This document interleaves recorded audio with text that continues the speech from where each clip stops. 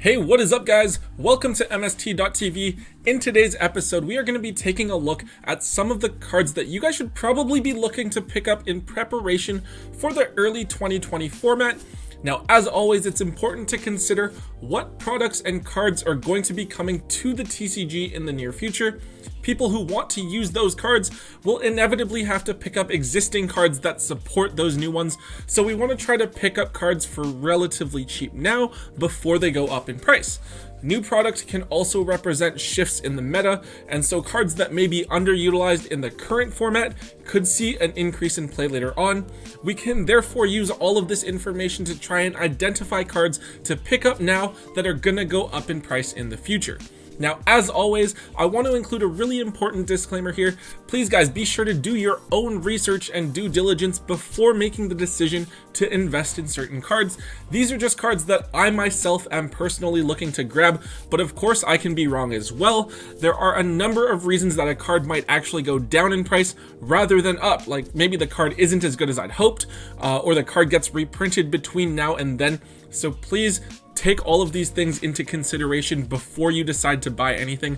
But with that out of the way, I hope this gives you guys an idea of what sort of things to pick up in the next little while, as well as how to kind of look ahead into the future for possible Yu-Gi-Oh investment opportunities. Let's get started. Alright, so first up, let's take a look at Legendary Duelist Magical Hero, a side set coming out in January 2020. Now, I believe that the most notable cards to come out in this set that we know of so far are Elemental Heroes Sunriser and Liquid Man, two really solid Elemental Hero support cards. Now, we just got support this year in the forms of Cross Crusader, Increase, and Ferris, all of which have helped to make Heroes a really solid tier 1.5 deck. That being said, with these additional cards, and with Heroes being such a popular overall archetype, I think we should definitely expect to see an increase in demand for hero cards, and the three cards we're looking at here should be cards that you guys should be trying to actively pick up. Cross Crusader is of course just a rare that's only worth a couple of dollars at the moment, but I could very easily see it being worth around $4 to $5, especially if Heroes become a top tier deck with new support and changes to the meta through the ban list. It's especially good if you can find them in bulk or a quarter bin at your local somewhere. Increase and Ferris are both pretty similar, each of them being relatively short printed in Battles of Legend Heroes Revenge.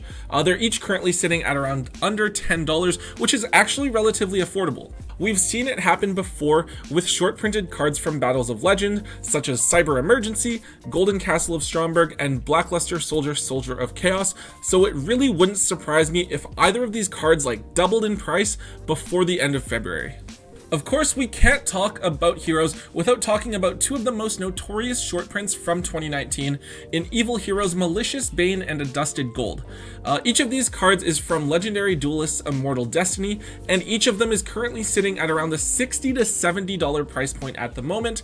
Now, I am by no means suggesting that you pick up the cards at this price to hold on to as an investment. I believe that there's only minimal room for the cards to increase in terms of value, and even when they do go up, it's really difficult to find someone who's willing to pay this maximum price for them. However, I will say that if you're already planning on building Heroes and are waiting on these cards to go down, now is probably the time for you to pay up and pick them up, as they're probably gonna be going up in price with the new hero support that we get in January. At the same time, if you have these cards sitting around in your binder, I would actually recommend holding on to them for a little bit longer, as you'll be able to get a little bit more bang for your buck in about a month's time. Also, just as a side note, you guys should know that Ultimate Rare Miracle Fusions are extremely hard to find, and the new hero deck actually plays it. Unlimited copies, you're looking at around $40 for a near mint version, and first eds are around $70. So if you want to play max rarity heroes, good luck. But if you have this card sitting around in your binder from way back in the day, then congratulations, you're sitting on a fair bit of money there. Alright, so another card that a lot of people are excited for from the new Legendary Duelist set is called Magician's Souls, a level 1 monster that allows you to dump a level 6 or higher spellcaster from your deck to the graveyard to special summon it. So the first deck that comes to my mind getting a big boost from this card is Spirals, as you can dump Master Plan, which you can then revive with Spiral Big Red and then link from there. We have seen the occasional top from spirals over the last while, so it might be worth paying attention to some of the cards from the archetype, most notably Double Helix, a really key Link 2 monster that has never been reprinted, which is already currently at like $8. Other cards that I might pay attention to are Super Rare Spiral Big Red, the Equip spell, and then original Ultra Rare First Edition Spiral Super Agents. And then of course we have Dark Magician stuff. Now while the deck probably is never going to be like meta or top tier, they do seem to constantly be getting new support, so it might be worth sifting through your bulk and pulling certain cards out to hold onto. Now personally, I found a bunch of ultra rare copies of Dark Magical Circle and Eternal Soul from Dual Power in a collection that I just bought, so I set all of those aside just in case. And then there's also a couple of odd cards that have like never been reprinted, such as Dark Burning Magic from one of the legendary deck boxes. And then one of the last cards that caught my attention recently is Magicalized Fusion, which is kind of like a Dragon's Mirror for spellcasters, allowing you to banish magicians from your graveyard in order to special summon a fusion monster. Now I'm intrigued by this card because of the possibility of using it to bring out Quintet Magician, especially because you can use it with the Predaplant Link monster as well. While this is probably not going to really be anything too meta, it's definitely something that's cute, and at any rate, Magicalized Fusion is a super rare that was only ever available as a promo in the Dark Neostorm Special Edition. At any rate, Magicalized Fusion is a super rare that was only ever available as a promo in the Dark Neostorm Special Edition, so at less than $1 a piece right now, if you can trade for a few copies, it's a pretty cheap pickup that can really only go up in terms of price from where it's currently at. So looking on to February, on Valentine's Day we have the Shaddoll structure deck coming out. Most likely we're going to be getting Shaddoll Fusion and then the Shaddoll main deck monsters and whatnot as commons. So if you're wanting to play your decks in higher rarities, I'd say that now is the time for you to go ahead and pick up your holo versions of everything, since we're probably going to see them go up just a tiny bit and be a bit harder to find the closer we get to the release of the structure deck. Mind you, like the ultra rare Shaddoll monsters are only like a quarter or so a piece, so probably not cards that you're going to want to invest a lot in because you're not going to be making a ton of money back on them. But still, I personally would rather play the deck in all holo than all common, and I'm sure that a lot of players are going to want that too. So I would have my set now just in case. As for other cards I'm looking at, two of the new Shaddoll monsters, Wendy and Ariel, are actually psychic type monsters, not spellcasters like a lot of the rest of the archetype, and because of this, one of the cards that I'm looking at picking up at the moment is Emergency Teleport. I actually think there's a very good chance that E-Tele goes to either 2 or 3 on an upcoming ban list, as it's currently at 1 in the TCG, but at 3 in the OCG. The card just isn't as strong as it was before. Like, Cosmo aren't really a relevant deck right now, and even a deck like Rocket has a similar card in the form of Quick Launch that isn't too relevant either. I think there's a very good chance that E-Tele gets released to some extent on the next ban list to help push the Shaddoll structure deck, so I'd be grabbing your copies now while they're still relatively cheap. If I am right and the card does go to 2 or 3, expect all versions of the card to rise in price considerably. The last card I'm looking at here is Witchcrafter Golem Aruru, a level 8 spellcaster from Rising Rampage. Now, I know I kind of took this card as a joke when I talked about it before, but I actually think this card might be a really decent tech in Shaddolls. It's kind of like a mini hand trap that you can special summon for free when your opponent either activates a card or effect that targets your spellcaster or targets your spellcaster for an attack, and then bounce one card your opponent controls. So I think this card could go a long way in helping to protect something like El Shaddoll Winda. It's also a light, so it could allow you to make construct with it as well. I don't know, like, I haven't looked too in depth at the new Shaddolls yet, but I think that this card could potentially be a really interesting tech choice. The card is only a few dollars now, but there's definitely potential for it to go to around $10 or even $20 in the future, as it's a secret rare from a recent set with only one printing, and a lot of people are undoubtedly going to want to play Shaddolls when they come out because they'll be so widely available with the structure deck. Okay, so one thing I want to get out of the way and encourage people to do is pick up their needle fiber related cards now rather than waiting until later. I think a lot of people are looking at cards like Common Glow Up Bulb and think that it's only a dollar card now and that they'll be able to get it later. I'm gonna recommend being proactive and grabbing those cards while you can now, because assuming that the cards don't get reprinted between now and then, the cards are almost definitely going to steadily go up in price over time, even though they're relatively cheap now. So in the main deck, we're talking about picking up cards like Glow Up Bulb or Common Jet Synchrons. You can pick up Mecha Phantom Beast O-Lion if you have a chance, though I think that's more likely to be reprinted soon. And then in the extra deck, we're talking about like the Synchro Tuners. So cards like Formula Synchron, Shooting Riser Dragon, TG Wonder Magician, and Coral Dragon, all of which you can get for extremely cheap at the moment. Just go ahead and pick up your cheap copies now before they even have the potential to go up in the future, just so that you have them ready to play.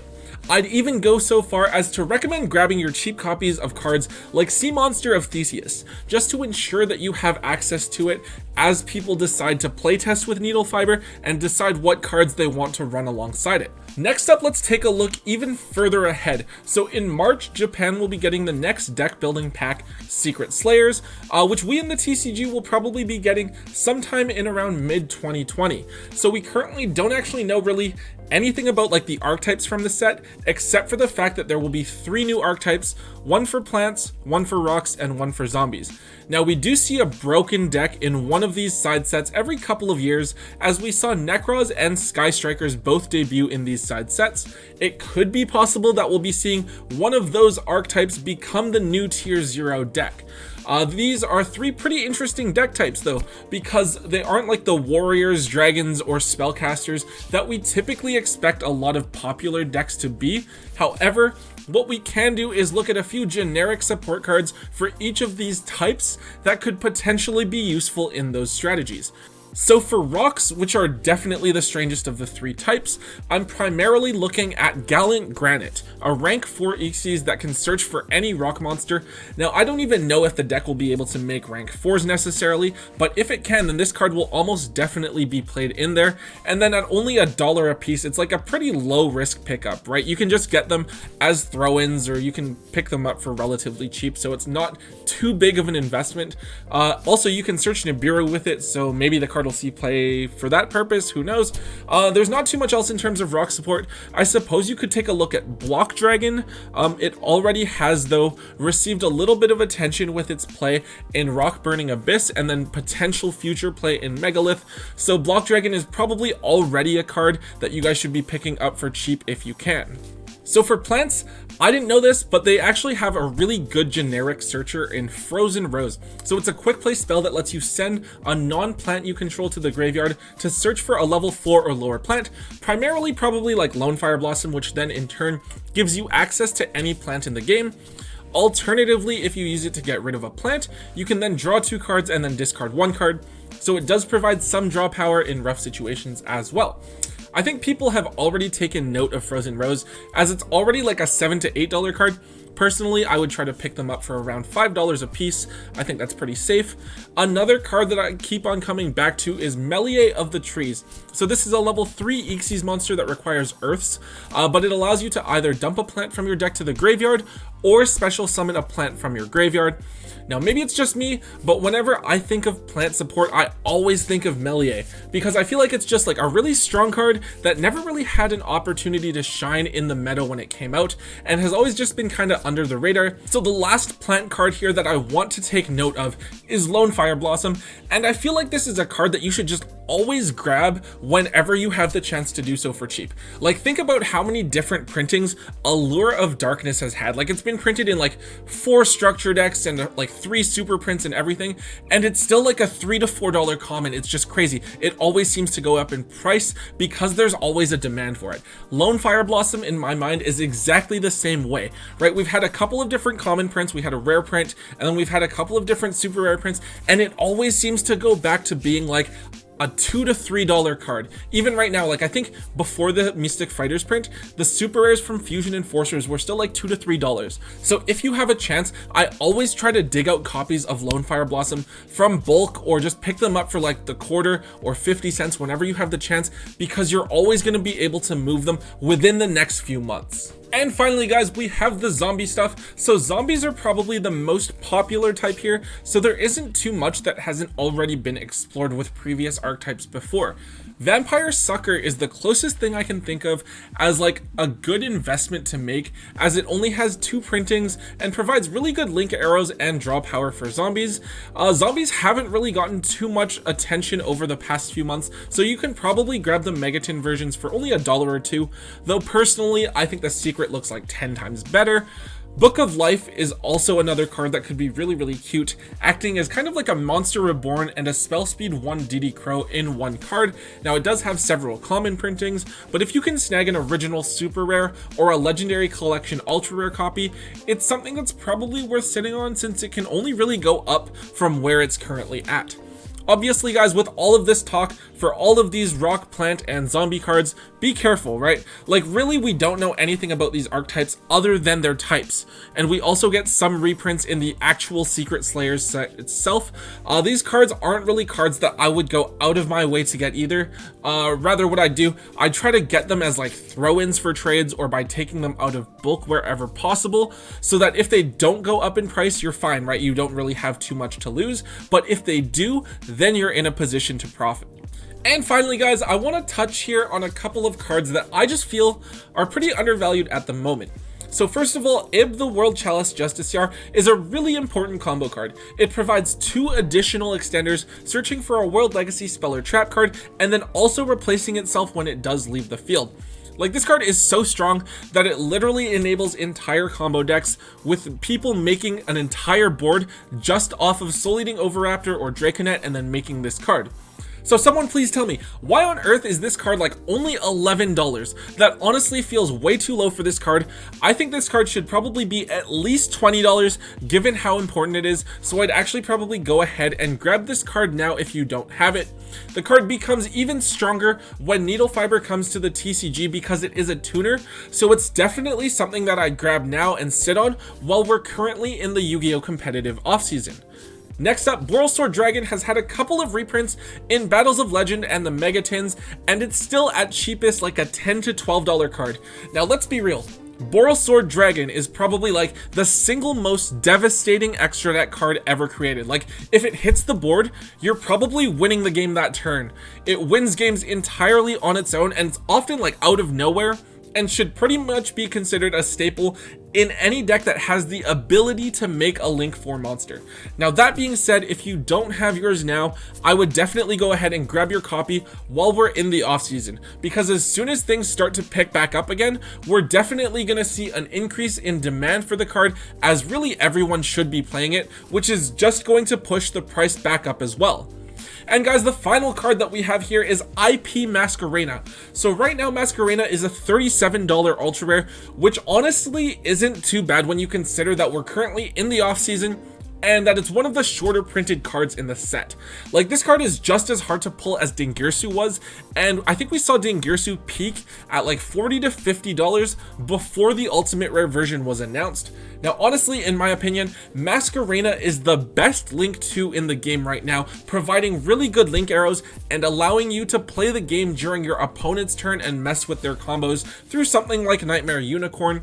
The buff is also something that should definitely not be overlooked as well, because if a deck doesn't have an out to an IP boosted Avramax, the game can pretty much be over right there.